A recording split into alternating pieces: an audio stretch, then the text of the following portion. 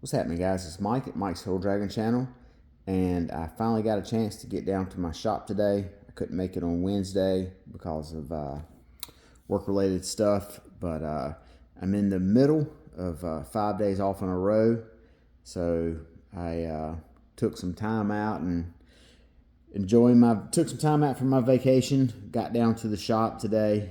Finally got a chance to do one of my favorite things, which is just go to the comic book shop and shoot the shit with everybody and talk about comics and wrestling and music and whatever else pops up. Just, hanging out.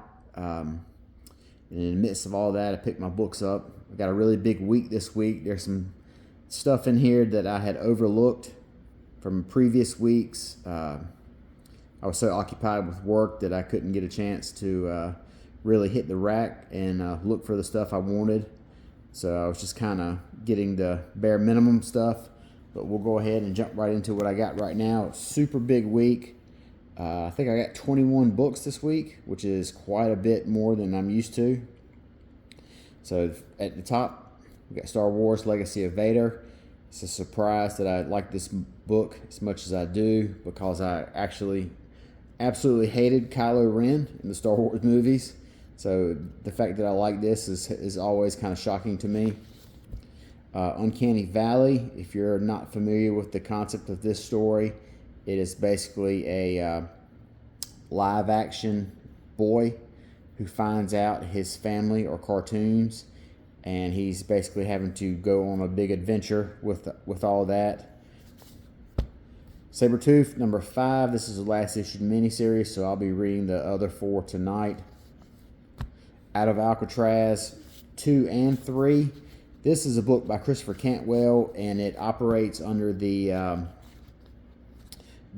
story of the convicts that supposedly escaped Alcatraz in a raft, but they were never found. And basically what Christopher Cantwell does is he takes that historical fact and spins a story out of it. And I super enjoy issue 1. Really far behind on it, as you can see that I've missed the past 2 issues, so I've got to fix that. Exquisite Corpses. This is something I did not know much about, but I recognize James Tynion's name on it. Tynnion that is, churns out books at such a huge rate that it's easy to miss something that he does. I mean, it really seems like at any one time he's got 5 or 6 books out on the shelf, so it's easy to miss stuff. Darkwing Duck, obviously as a kid of the 90s, Disney Afternoon fan, picking this up was a no-brainer. Vision and Scarlet Witch, I kind of just took a flyer on this. I like the joke that Steve Orlando does, 8, 9, or 10 issues and then relaunches another volume, and it's like clockwork. Steve Orlando relaunching Scarlet Witch books. But I just picked this one up just to see what they got going on. I don't really know much about what is currently happening with Scarlet Witch, so maybe I'll be able to piece it together from this issue.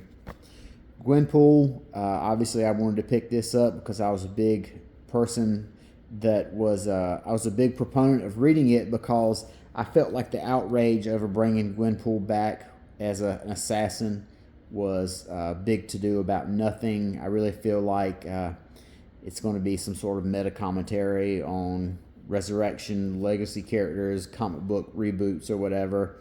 So I got to see if I'm right about that or not. Ultimates number 12. Obviously, this is an incredible book. Issue in, issue out. Dennis Camp. He really has established himself as the guy in comic books right now. He is, churning out hit after hit. So picking this up is, basically, you can just pencil this book in for me every month. Bug Wars number 4. I love the previous 3. Basically, it's Honey, I Shrunk the Kids in Thunderdome type situation in your backyard. Spawn, this was a very interesting pickup for me. The reason I jumped on this issue and picked it up is because I had read that finally the general population is going to know and be, smartened up to, I guess you would say, they're going to find out that there's a war between heaven and hell happening in their backyard. So it sounded really cool. I read an article about people probably finally finding out about what was going on. So at only $2.99, I figured I would just pick it up and see what's going on. Moon Knight, Jed McKay, say no more. That speaks for itself. Amazing Spider-Man #4, issue #3 finally picked up for me. So hopefully this one keeps it continuing. Exceptional X-Men. This is my favorite of the X-Men books. If it's not the first, if it's not 1, then it's 1A. I love the fact that it feels very realistic, which is very strange for an X-Men book, but all the characters feel like real people. Spider-Man, Wolverine, obviously these two characters in one book, that basically sells itself, so this was an easy pickup. Silverhawks, I remember the toy and Dynamite. It's been hitting all my nostalgia buttons with their properties lately. Batman and Robin, Year 1, #7. Mark Waid, Chris Samney, say less. Superman Unlimited, this is the first issue of the Dan Slott era. And I think I'm going to have to eat a big pile of crow. I said that I thought Dan Slott on Superman would be really easy. He wouldn't try and reinvent the wheel. And then I've seen some pages from this issue. It seems like he is, in fact, making massive changes in the first issue. So I got to read it myself to see what's going on. But I could be really wrong about my original statement about Slott on Superman. Tom King on Wonder Woman. I've been here since day one. No big surprise there. And then Sam Wilson, Captain America #5. This is the last of this miniseries. Started out strong for me, but then it just petered out as it went on. So I'll be glad that this is kind of wrapped up. That gives us 1, 2, 3, 4, 5, 6, 7, 8, 9,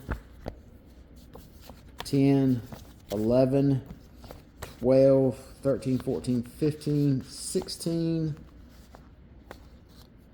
17, 18, 19, 20, 21. So a big week. I got a lot to do.